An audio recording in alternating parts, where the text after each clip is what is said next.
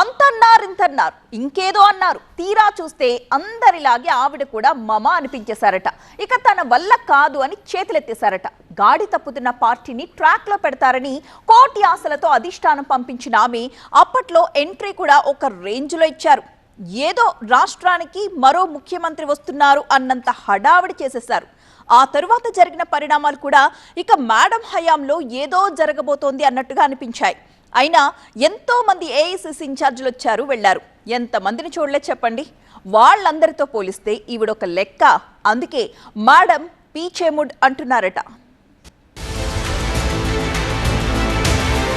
తెలంగాణకు మీనాక్షి రామ్ రామ్. నా వల్ల కాదంటున్న మేడం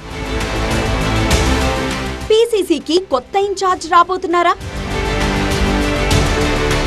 పార్టీని సెట్ చేస్తారనుకుంటే ఎందుకిలా? ఢిల్లీ నుంచి గాంధీ భవన్, గాంధీ భవన్ టు ఢిల్లీ, కాంగ్రెస్ వర్గాల్లో ఇప్పుడు ఇలాంటి చర్చే జరుగుతోంది. తెలంగాణ రాష్ట్ర కాంగ్రెస్ వ్యవహారాల ఇన్ఛార్జ్ గా ఉన్న మీనాక్షి నటరాజన్ తిరిగి ఢిల్లీ ట్రైన్ ఎక్కబోతున్నారనే గుసగుసలు గాంధీ భవన్ వర్గాల్లోనే కాదు, రాష్ట్ర రాజకీయ వర్గాల్లోనూ షికార్లు చేస్తున్నాయి. ఆమె ఫ్లైట్ ఎక్కరు కాబట్టి ట్రైన్లో ఢిల్లీ వెళ్తున్నారని అనుకుంటారేమో. అస్సలు కాదు. తెలంగాణ కాంగ్రెస్ వ్యవహారాలకే ఆమె గుడ్ బై చెప్పబోతున్నారట. ఇప్పుడు ఈ విషయమే కాంగ్రెస్ వర్గాల్లో కలకలం రేపుతోంది. ఆమె స్థానంలో కీలక నేతను ఇన్ఛార్జ్ గా పంపించి 2028లో జరగబోయే అసెంబ్లీ ఎన్నికల నాటికి పార్టీకి మరోసారి అనుకూల పరిస్థితులను తీసుకొచ్చే ఆలోచనలో పార్టీ పెద్దలున్నట్లు తెలుస్తోంది. ఇప్పుడు పార్టీకి అనుకూల పరిస్థితులు లేవా అంటే దానర్థం అది కాదంటున్నాయి కాంగ్రెస్ వర్గాలు. కొత్త ఏడాదిలో జరిగే ఏఐసిసి పునర్వ్యవస్థీకరణలో భాగంగానే ఈ మార్పు ఉండబోతోందని సమాధానమిస్తున్నాయట. అయితే పార్టీయే మీనాక్షిని మార్చబోతోందనే దానికంటే ఆవిడే ఈ పదవిని వద్దనుకుంటున్నారన్న గుసగుసలు గట్టిగా వినిపిస్తున్నాయి. బాబోయ్, తెలంగాణలో ఈ బాధ్యతలు నిర్వర్తించడం నా వల్ల కాదు అంటూ పార్టీ పెద్దలకు మొరపెట్టుకున్నట్లు కూడా వార్తలు షికార్లు చేస్తున్నాయి.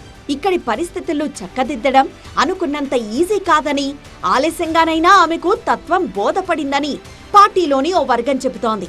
ఎందుకంటే అప్పట్లో ఆవిడ ఎంట్రీ సందర్భంగా జరిగిన హడావిడి చూసిన వాళ్ళు ఆమె సింప్లిసిటీ గురించి, ఆమె సిన్సియారిటీ గురించి చాలానే మాట్లాడుకున్నారు.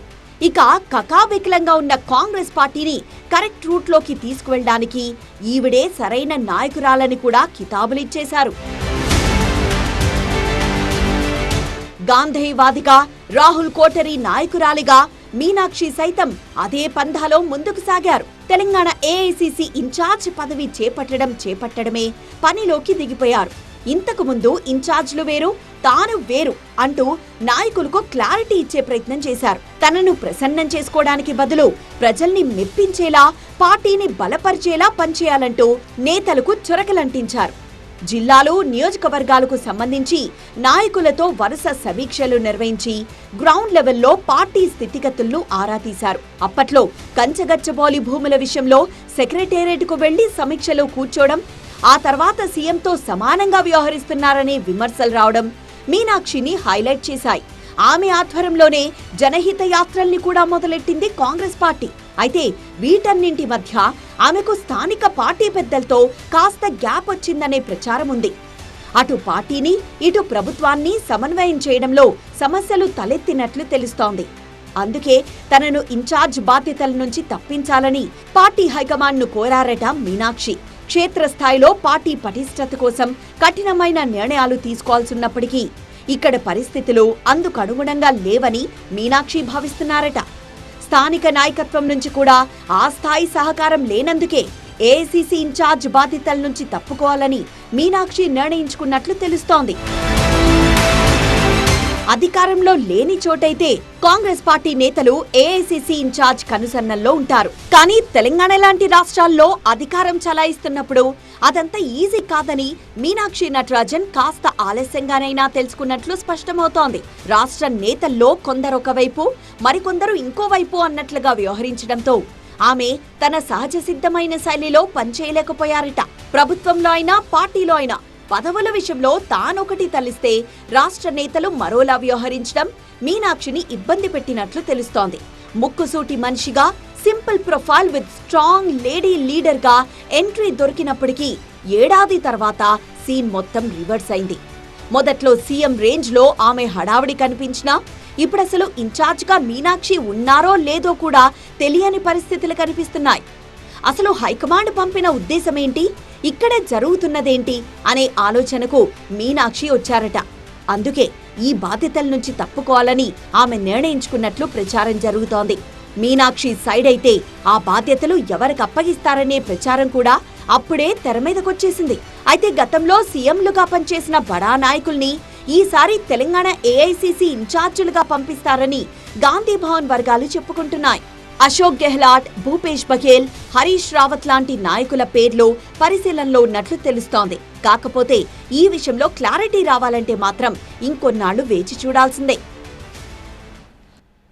ఇప్పటికే ఆ కుటుంబానికి పదవుల పరంగా చాలా ప్రాధాన్యత దక్కింది అన్న ప్రచారం ఉంది. అయినా సరే, ఎంతో మంది పోటీ పడినా సరే, కాస్ట్ ఈక్వేషన్స్, ఇతర క్యాలిక్యులేషన్స్ ఆధారంగా మళ్లీ అదే కుటుంబంలో నేతకి మంత్రి పదవి కట్టబెట్టింది కాంగ్రెస్ అధిష్టానం. అలాంటి పరిస్థితుల్లో తన పలుకుబడేంటో చూపించుకోవాలి కదా అనుకున్నారో ఏమో, ఎవ్వరిని లెక్క చేయట్లేదట. తీరా చూస్తే వ్యవహారం మరో రకంగా టర్న్ అయిపోయింది. ఆయన ఇలాఖాలో పార్టీ మొత్తం ఇప్పుడు అస్తవ్యస్తంగా తయారైపోయింది. ఇంతకీ ఎవరా మంత్రి, ఏంటా పరిస్థితి? చెన్నూరు హస్తంలో మంటలు, మంత్రికి షాక్ ఇచ్చిన రెబల్స్. అధికార పార్టీని అబాసుపాలు చేస్తున్నది ఎవరు? డ్రామాలు ఆపాలంటూ అమాత్యుడి వార్నింగ్. ఉమ్మడి ఆదిలాబాద్ జిల్లా చెన్నూరులో హస్తం పార్టీ పరిస్థితి గందరగోళంగా తయారైంది. పాత కొత్త నేతల మధ్య పంచాయతీ ముదురు పాకాన పడ్డంతో పంచాయతీ ఎన్నికల్లో అమాత్యుడికి గట్టి ఎదురుదెబ్బ తగిలిందట. ఇలాంటి సమయం కోసమే కాచు కూర్చున్న కారు పార్టీ ఆ అమాత్యుడి వ్యతిరేక వర్గానికి గాలం వేస్తుండడం రాజకీయంగా హీటు పెంచేస్తోంది. స్థానికంగా హస్తం పార్టీకి భారీ దెబ్బ కొట్టాలని ప్రత్యర్థులు ఎత్తుకు పై ఎత్తులు వేస్తుంటే చిర్రెత్తుకొచ్చిన మంత్రి సొంత పార్టీలో రెబల్స్ టీంకి గట్టి వార్నింగ్ ఇచ్చారట. తమాషాలు చేస్తే తాట తీస్తా, కోవట్లుగా మారి సొంత పార్టీని అబాసుపాలు చేస్తారంటే ఊరుకునేది లేదంటూ చెలరేగిపోయారట. ఇలాగే చేస్తే తన పవర్ ఏంటో చూపిస్తానని, భారీ మూల్యం చెల్లించుకోక తప్పదని స్పష్టం చేశారట.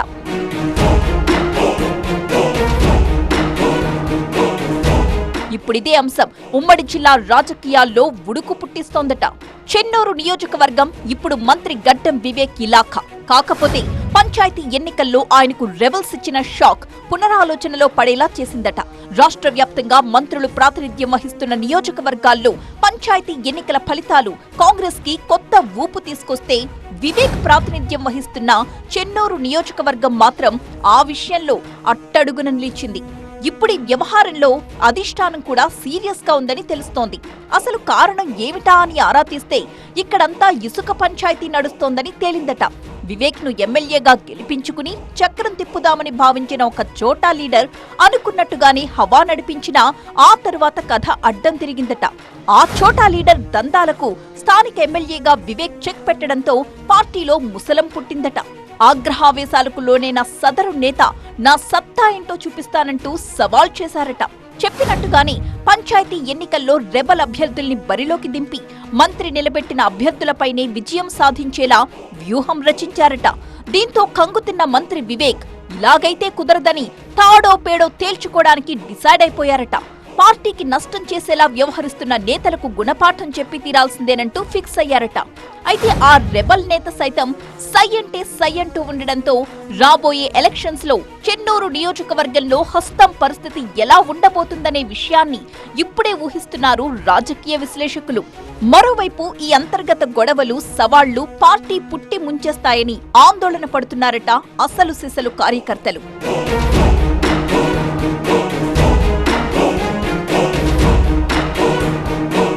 ఇక్కడ కాంగ్రెస్ ప్రస్తుతం ఎదుర్కొంటున్న పరిస్థితికి మంత్రి వివేక్ కూడా ఒక కారణమన్న వాదన సైతం ఉంది.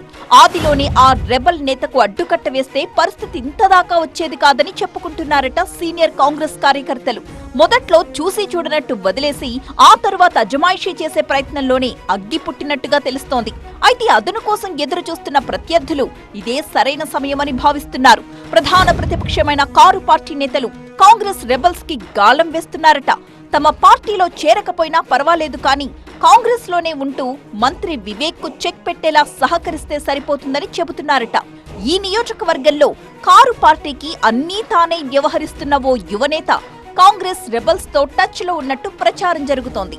సర్పంచ్ ఎన్నికల్లో మంత్రి వివేక్ వర్సెస్ కాంగ్రెస్ రెబల్స్ అన్నట్టుగా ఎన్నికలు సాగగా ఇప్పుడు పార్టీ సింబల్ తో జరగబోయే ఎంపీటీసీ, జడ్పీటీసీ ఎన్నికలను తమకు అనుకూలంగా మలుచుకోవాలని గులాబీ దళం భావిస్తోంది.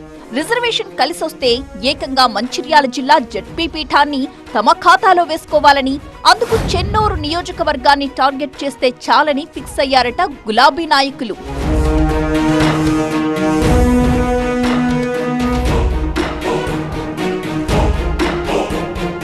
ప్రధాన ప్రతిపక్షం వేస్తున్న ఎత్తుల్ని చిత్తు చేయడానికి తమ వద్ద అస్త్రాలున్నాయని, కోవట్లకు చెక్ పెట్టి నియోజకవర్గంలో పార్టీని కాపాడుకుంటామని ధీమాతో ఉన్నారట మంత్రి వివేక్. ఆయన ఎంత ధీమాతో చెబుతున్నా చెన్నూరు హస్తం క్యాడర్ మాత్రం మాకు నమ్మకం లేదు సార్ అంటోందట. మంత్రిగా ఇతర నియోజకవర్గాల మీదున్న ప్రేమ చెన్నూరు నియోజకవర్గంపై మాత్రం లేదంటూ ఆగ్రహం వ్యక్తం చేస్తోందట. చుట్టపు చూపుగా వచ్చిపోతే నియోజకవర్గంలో పార్టీ ఎలా బలపడుతుంది అని ప్రశ్నిస్తున్నారట హార్డ్ కోర్ కాంగ్రెస్ కార్యకర్తలు. నియోజకవర్గ అభివృద్ధిని పట్టించుకోకపోతే జనం మన పార్టీని ఎందుకు పట్టించుకోవాలి అంటూ సొంత పార్టీ నేతలే ప్రశ్నిస్తూ ఉండడం మంత్రి గారికి ఇబ్బందికరంగా మారిందట.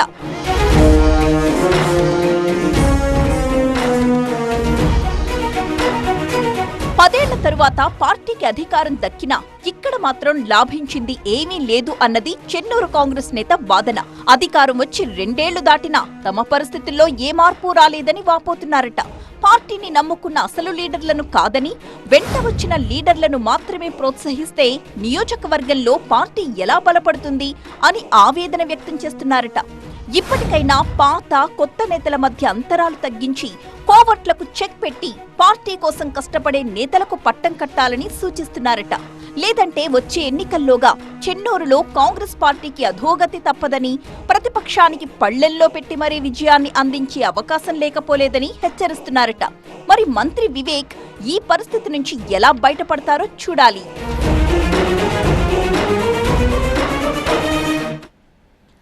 పదవులందు అధికార పార్టీ పదవులు వేరయ్య అన్నట్టుగా ఉంది రాజకీయాల్లో. అందుకే రూలింగ్ పార్టీలో చిన్న పదవి నుంచి పెద్ద పదవి దాకా ఏదో ఒక మూలన అవకాశం దొరక్కపోతుందా అని ఆశలు పెట్టుకుని జీవిస్తూ ఉంటారు నాయకులు.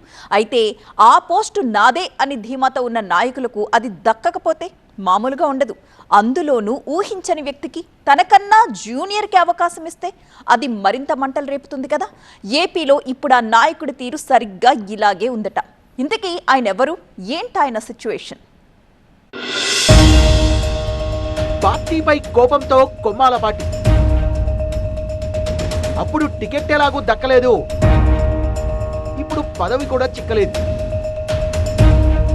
భవిష్యత్తుకు కొత్త బాటలు వేసుకుంటారా? పల్నాడు జిల్లాలో సీనియర్ నేతగా ఉన్న మాజీ ఎమ్మెల్యే కొమ్మాలపాటి శ్రీధర్ గురించి టీడీపీ వర్గాల్లో ఇలాంటి చర్చ జరుగుతోంది. ఏదో జరగబోతోందంటూ జిల్లా రాజకీయ వర్గాల్లోనూ గుసగుస మొదలైంది. పదవుల పంపకంలో వచ్చిన తేడా ఆయనకు సొంత పార్టీ అధిష్టానంపైనే కోపం తెప్పించిందనే వాదన వినిపిస్తోంది. ఈ విషయమై హైకమాండ్ తో అమీతుమీ తేల్చుకుంటారా లేక మధ్యలోనే వెనక్కు తగ్గుతారనే చర్చ ఊపందుకుంది. తనను పక్కన పెట్టి సామాన్యుడికి పదవి కట్టబెట్టడంపై గుర్రుగా ఉన్న ఆయన అనుకున్నది సాధించే వరకు పోరాటం ఆపకూడదన్న నిర్ణయానికి వచ్చినట్టు ప్రచారం జరుగుతోంది. కాకపోతే పార్టీలో ఉంటూనే పోరాటం చేస్తారా లేక బయటకొచ్చి ఉద్యమిస్తారా అన్నదే అంతు చిక్కడం లేదని అనుచరులు చర్చించుకుంటున్నారు. 2 సార్లు ఎమ్మెల్యేగా గెలిచి పార్టీలో కీలకంగా వ్యవహరించిన ఆయన భవిష్యత్తుపై ఇప్పుడు ఇలాంటి డిస్కషనే జరుగుతోంది. ఆయన విషయంలో హైకమాండ్ ఎలాంటి నిర్ణయం తీసుకుంటుంది అనేది ఇప్పుడు చర్చనీయాంశంగా మారింది. టీడీపీలో ఆది నుంచి నిబద్ధతతో పనిచేసిన శ్రీధర్ పెదకూరుపాడు నియోజకవర్గం నుంచి 3 సార్లు పోటీ చేసి 2 సార్లు విజయం సాధించారు. గత ఎన్నికల్లో మరోసారి అవకాశం దక్కుతుందని ఆశించిన హైకమాండ్ ఊహించని షాక్ ఇచ్చింది. అప్పటికే ఆయనకు పోటీగా గ్రౌండ్ వర్క్ చేసుకున్న భాష్యం ప్రవీణ్ కు టికెట్ ఇచ్చింది. ఈ విషయంలో తీవ్ర అసంతృప్తికి లోనైన కొమ్మాలపాటిని సముదాయించేందుకు రంగంలోకి దిగిన పార్టీ పెద్దలు ఆయనకు పల్నాడు జిల్లా టీడీపీ అధ్యక్ష బాధ్యతలను అప్పగించారు. దీంతో అలకపాన్పు దిగిన కొమ్మాలపాటి కూటమి అభ్యర్థిగా బరిలోకి దిగిన భాష్యం ప్రవీణ్ కు మద్దతు తెలిపారు. అంతా కలిసి నడవడంతో ప్రవీణ్ విజయం సులభతరమైంది. అప్పటిదాకా కలిసి పనిచేసిన నేతలు ఆ తర్వాత మళ్లీ పాతరాగం అందుకున్నారు. కూటమి ప్రభుత్వం ఏర్పడిన నాటి నుంచి భాష్యం ప్రవీణ్ కొమ్మాలపాటి మధ్య సఖ్యత ఏమాత్రం కుదరడం లేదనే అభిప్రాయం ఉంది. నియోజకవర్గంతో పాటు జిల్లాలో కూడా ఎవరికి వారే అన్నట్టుగా వ్యవహరిస్తూ వచ్చారు. ఎన్నికల్లో టికెట్ త్యాగం చేసినందుకు తనకి ఎమ్మెల్సీ వస్తుందన్న ఆశలో కొమ్మాలపాటి ఉండగా సామాజిక సమీకరణాలు కుదరకపోవడంతో అది ఇప్పటి వరకు కార్యరూపం దాల్చలేదు. కమ్మ సామాజిక వర్గానికి చెందిన ఆలపాటి రాజాకు ఎమ్మెల్సీగా పోటీ చేసే అవకాశం దక్కగా ఆయన విజయం సాధించి మండలికి వెళ్లారు. దీంతో కొమ్మాలపాటికి ఇప్పుడప్పుడే ఎమ్మెల్సీ పదవి దక్కే అవకాశాలు లేవనే ముచ్చట తెర మీదకి వచ్చింది. ఇలాంటి పరిస్థితుల్లో ఆయన పల్నాడు టీడీపీ అధ్యక్ష బాధ్యతల నుంచి తప్పించడం రాజకీయంగా మరింత దుమారానికి కారణమైందని చెప్పాలి. పార్టీ తీసుకున్న ఈ నిర్ణయంపై ఆయన అభిమాన గణం ఆగ్రహం వ్యక్తం చేస్తోందట. ఆయన్ను తొలగిస్తే తొలగించారు గాని ఆయన వ్యతిరేక వర్గంగా వ్యవహరిస్తున్న పెదకూరుపాడు ఎమ్మెల్యే భాష్యం ప్రవీణ్ అనుచరుడికి అవకాశాన్ని ఇవ్వడమే రాజకీయ రచ్చ మొదలడానికి కారణంగా తెలుస్తోంది. అసలే భాష్యం ప్రవీణ్ కి కొమ్మాలపాటికి మధ్య పచ్చగడ్డేస్తే బగ్గుమనేలా ఉన్నాయి పరిస్థితులు.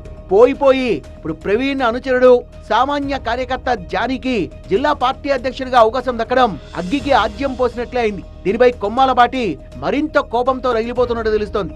ఓవైపు అవమాన భారంతో మరోవైపు ఆవేదనతో తీవ్ర మనస్తాపం చెందారట. ఈ విషయంలో అధిష్టానంతో అమీతుమీ తేల్చుకునేందుకు కూడా ఆయన సిద్ధమైనట్టు తెలుస్తోంది. ఇప్పటి వరకు కొమ్మాలపాటి బయటపడకపోయినా నియోజకవర్గంలో తన పట్టు పెంచుకునే ప్రయత్నాలు చేస్తున్నట్టు ప్రచారం జరుగుతోంది. మైనార్టీ వర్గానికి న్యాయం చేయడంతో పాటు పార్టీలో కష్టపడే కార్యకర్తలకు గుర్తింపు దక్కాలనే ఉద్దేశంతో జానీకి జిల్లా పార్టీ అధ్యక్ష పదవిని కట్టబెట్టారని ప్రవీణ్ వర్గం చెబుతోంది. ఈ విషయంలో కొమ్మాలపాటి వర్గం చెప్తున్న వెర్షన్ మరోలా ఉంది. టికెట్ త్యాగం చేసినందుకు ఏదో ఒక కీలక పదవి దక్కుతుందని భావిస్తే ఏకంగా జిల్లా అధ్యక్ష బాధ్యతల నుంచి తప్పించడమేంటని ప్రశ్నిస్తోంది. ఈ క్రమంలో పెదకూరుపాడు నియోజకవర్గంలో పర్యటిస్తూ తన అనుచరగణాన్ని కూడగట్టే ప్రయత్నం చేస్తున్నారట శ్రీధర్. టీడీపీకి కడుగట్టిన అభిమానిగా కార్యకర్తగా ఉన్న కొమ్మాలపాటి ఇప్పటికిప్పుడే పార్టీ మారే అవకాశం లేదని మరికొంతమంది మాట్లాడుకుంటున్నారు. అధిష్టానం ఇచ్చే సంకేతాలని బట్టి ఆయన భవిష్యత్ నిర్ణయం ఉంటుందని చెప్తున్నారు. పార్టీ పెద్దలు ఏదైనా భరోసా ఇస్తే అంత దూకుడుగా ఆయన ముందుకెళ్లకపోవచ్చని పార్టీలోని ఓ వర్గం గుసగుసలాడుకుంటోంది. శ్రీధర్ మాత్రం ఈసారి అమీతుమీ తేల్చుకోవాలన్న ఉద్దేశంలోనే ఉన్నట్లు జరుగుతోన్న పరిణామాల్ని బట్టి అర్థమవుతోంది. జిల్లా అధ్యక్ష పదవి విషయమై రాజుకున్న అగ్గి చల్లారుతుందా లేక నేతలు కండువాలు మార్చేదాకా వెళ్తుందా అన్నదే ఇప్పుడు పొలిటికల్ సస్పెన్స్.